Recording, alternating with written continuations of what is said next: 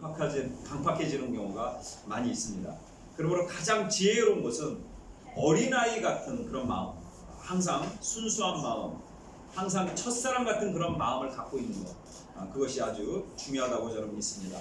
이것을 염두에 두고 오늘 예수님이 고향인 나사렛에 가신 그 사건을 통해서 하나님이 주시는 메시지를 찾는 시간 됐으면 좋겠습니다. 먼저 첫 번째, 일상에 충실하라는 것입니다. 첫 번째는 이 만남의 기회인데 우리가 일상에 충실하면서 그 만남의 축복을 누리라는 것입니다. 오늘 본문 말씀 보니까 나사렛에서는 예수님께 많은 사람이 모이지 않았던 것 같습니다. 고향이라서 그런지 사람들이 별로 환호하지도 않았고 많이 모이지도 않았던 것 같습니다. 그래서 예수님이 쓰신 방법이 무엇이냐면 안식일이 되어 회당에 들어가서 가르쳐 주셨습니다. 오늘 본문 6장 2절에 보면은 안식일이 되어 회당에서 가르치시니 많은 사람이 듣고 놀라 가로되. 사도 바울도 이런 방법을 썼습니다.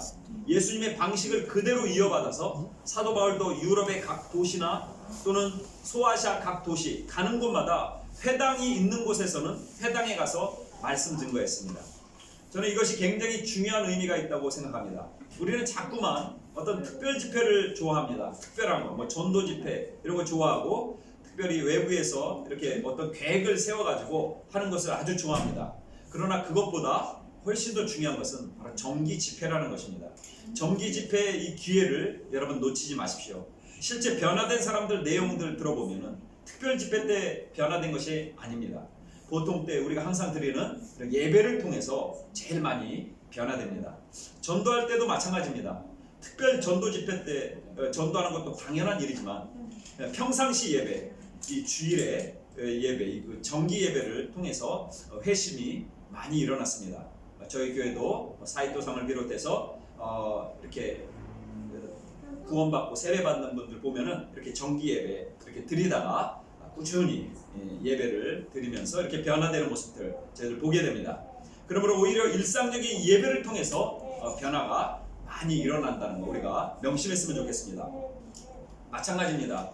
부흥회가 막 따로 우리 교회는 없는데 일상적인 예배를 통해서 더 많은 변화가 있고 더 많은 은혜를 받고 더 많은 능력을 받기를 간절히 소원합니다. 여러분, 지혜로운 사람은 어떤 사람입니까?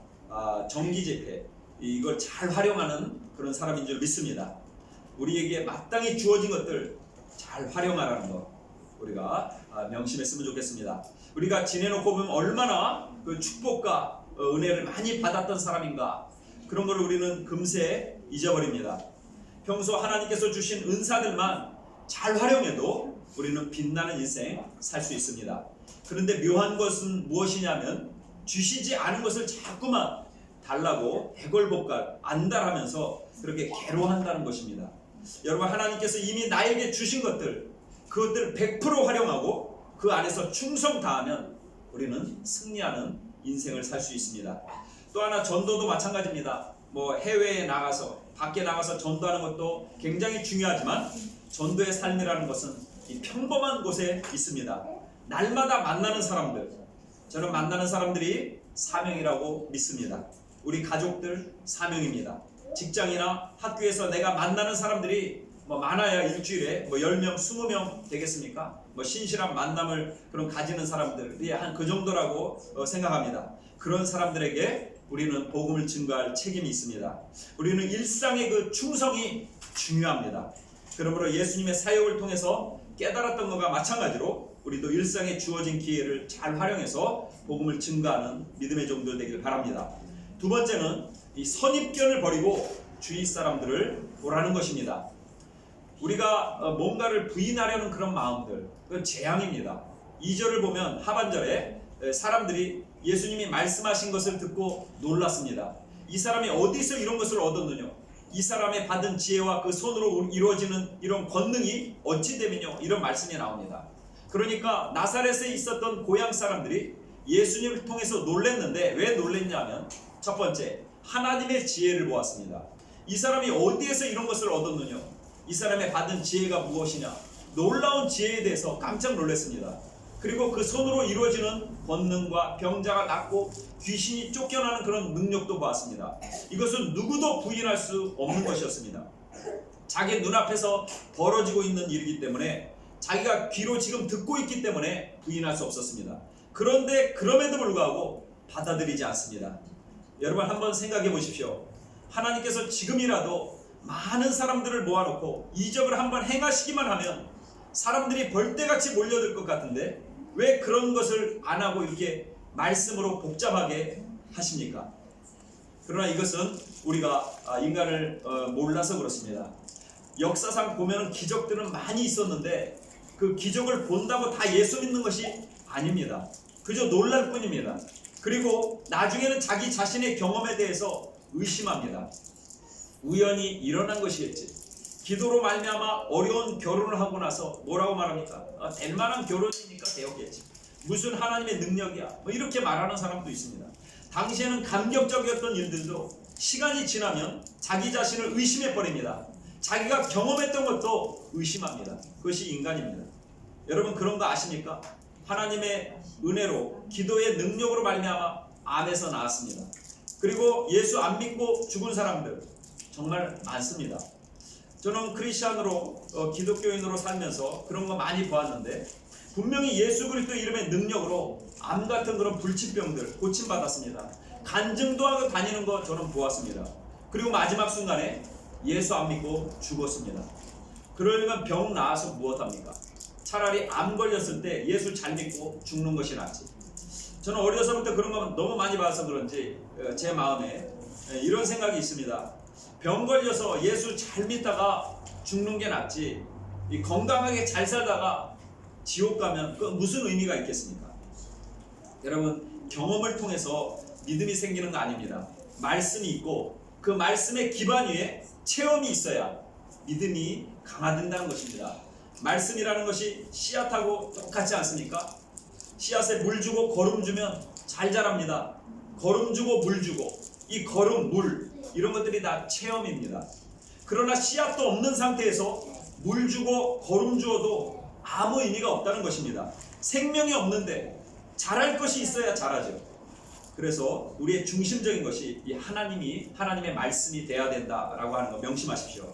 여러분 왜 예수님의 그 고향 사람들이 예수님을 믿지 않았습니까? 말씀이 없이 편견 때문에 선입견 때문입니다. 3절 보십시오. 이 사람이 마리아의 아들 목수가 아니냐. 이 사람이 목수였던 그런 생각만 났습니다. 야고보와 요셉과 유다와 시몬의 형제 아니냐. 그 형제들 누이들이 생각났습니다. 그 누이들이 우리와 함께 여기 있지 아니하냐 하고 예수님을 배척했습니다. 잘 보십시오. 자기가 지금 보고 있는 그 능력, 지혜 그런 거 하나도 들어오지 않고 이 사람은 과거에 우리와 함께 있었던 목수가 아니냐. 형제가 자매가 여기 있지 아니하냐. 이런 사람이 이런 일을 행한다고 하면 믿을 수 없어 라고 했다는 것입니다. 친숙함과 익숙함이 받아들여지는데 오히려 장애가 되었습니다. 우리 가운데도 꼭 보면 나사렛 사람 같은 그런 사람들 많이 있습니다. 특징이 무엇이냐면 지금 하나님의 능력과 역사가 나타나는데 꼭 과거 얘기합니다. 과거에는 이렇게 안 했다는 것입니다. 그러면서 자꾸 과거로 회귀하려고 합니다.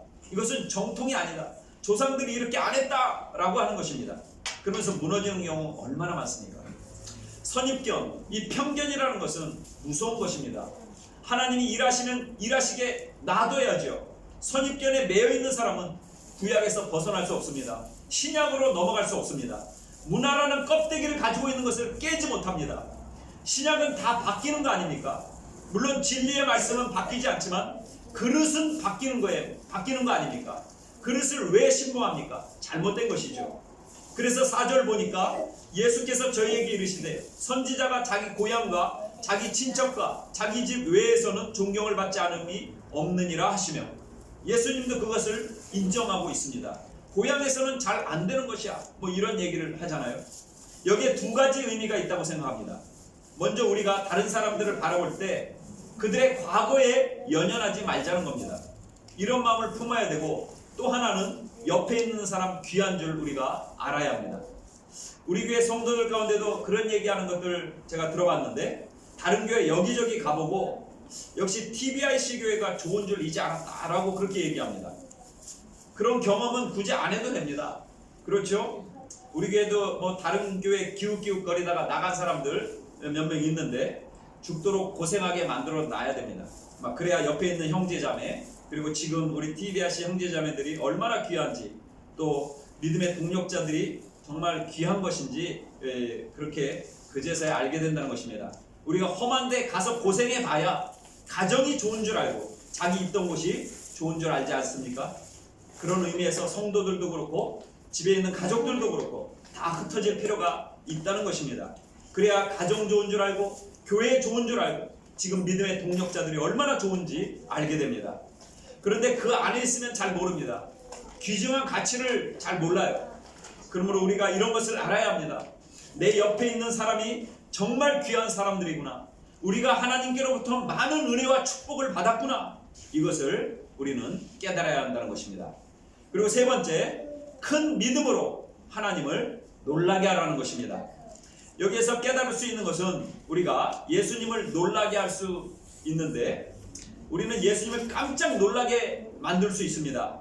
성경에는 예수님이 놀랐다는 표현이 세 군데 나오는데, 첫 번째는 마태복음 8장에 나오죠.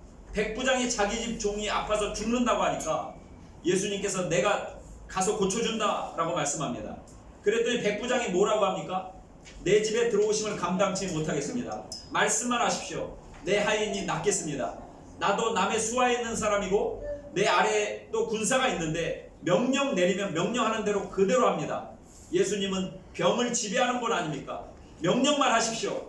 이런 고백을 하니까 예수님이 들으시고 기이 여겨서 놀랐다라는 것입니다. 그것을 이상하게 여겨서 따라다니는 사람들에게 말씀합니다. 내가 진실로 너희에게 이르노니 이스라엘 중 아무 데서도 이만한 믿음을 만나보지 못하였노라. 예수님의 말씀이 깜짝 놀랐다는 것입니다. 깜짝 놀랐다. 그러므로 예수님을 놀라게 만드는 방법 뭡니까? 이 믿음이에요. 큰 믿음. 또 하나가 마태복음 15장에서는 가나안 여인이라고 나옵니다. 그 가나안 여인의 신앙이 있지 않습니까? 자기 딸이 귀신에 들렸는데 고쳐달라고 하니까 예수님이 매정하게 얘기합니다. 자녀의 떡을 취하여 개에게 던짐이 마땅치 아니하니라. 개라는 표현까지 썼습니다. 그래도 그 여인은 나보러 개라고? 그렇지 않아도 서러운데 그렇게 하면서 뭐 개판치지 않았죠. 뭐라고 얘기했습니까? 주여 올소이다. 일단 인정합니다. 개입니다. 개 좋다는 거예요. 그러면서 논리를 전개합니다. 개들도 자기 주인의 상에서 떨어지는 부스러기를 먹나이다. 부스러기 은혜라도 주십시오. 그랬더니 예수님께서 또 놀라십니다. 그래서 여자야 내 믿음이 크도다. 내 소원대로 되리라. 그때부터 그 딸이 나았다고 말씀합니다. 여러분, 우리가 예수님 믿으면서 나아갈 때 장애가 많지 않습니까? 말의 장애, 환경의 장애, 자꾸 상처 입었다, 문제가 있다, 뭐 말 한마디만 해도 예민하게 듣고 그럽니다. 그러나 그래서 어떻게 은혜를 받습니까?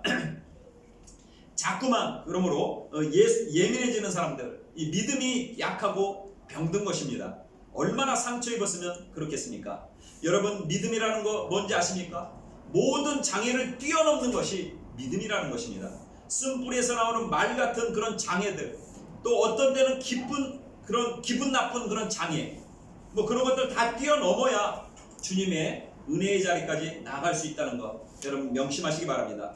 그리고 예수님이 나사렛에서 또 한 번 놀랐는데 왜 놀랐습니까? 이번엔 불신앙 때문에 놀랐습니다. 안 믿어요.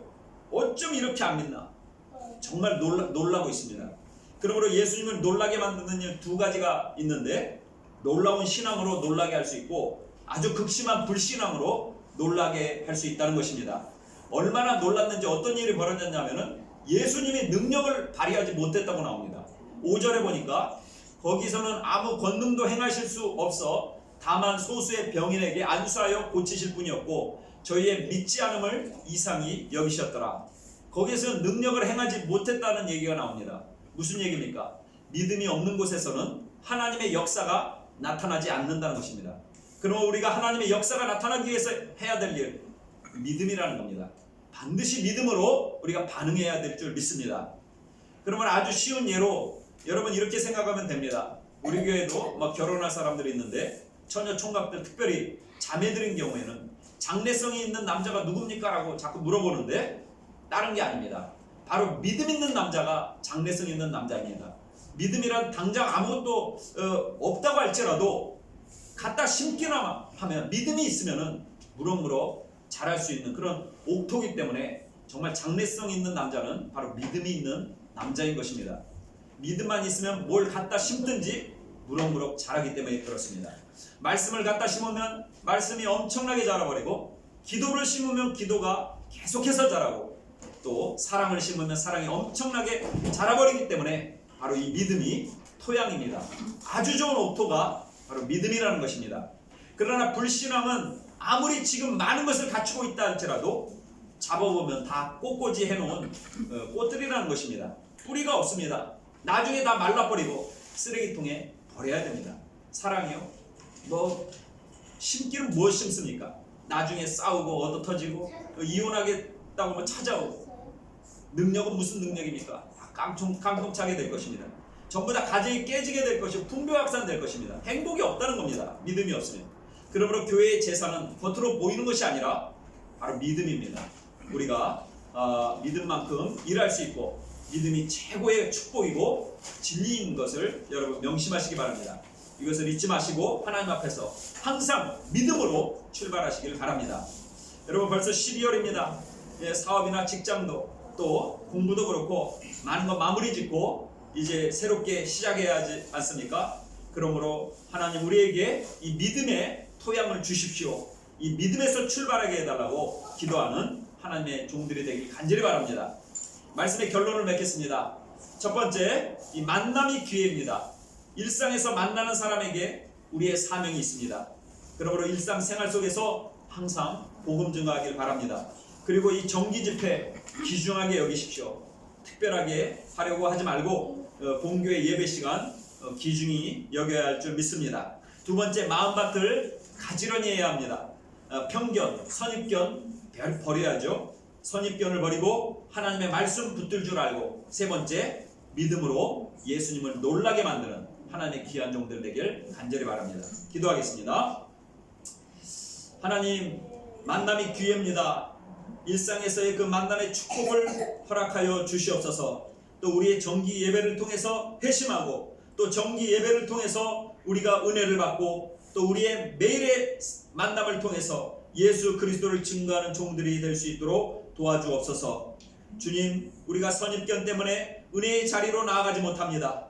선입견, 편견을 다 버리고 순수한 마음 가질 수 있도록 인도하여 주옵소서. 더 나아가 큰 믿음 가지고 예수님을 놀라게 만드는 믿음의 종들 되게 하여 주시옵소서. 모든 것을 주님 앞에 맡기며 예수님의 이름으로 기도 올려옵나이다. 아멘. 우리 주기도문으로 예배를 한국어 예배를 마치겠습니다. 하늘에 계신 우리 아버지여, 이름이 거룩히 여김을 받으시오며 나라의 임하옵시며 뜻이 하늘에서 이루어진 것 같이 땅에서도 이루어지니라. 오늘날 우리에게 일용할 양식을 주옵시고, 우리가 우리에게 죄진 자를 사하여 준 것 같이 우리의 죄를 사하여 주옵시고, 우리를 시험에 들게 하지 마옵시고 다만 악에서 구하옵소서. 대개의 나라와 권세와 영광이 아버지께 영원히 있사옵나이다. 아멘. 수고하셨습니다.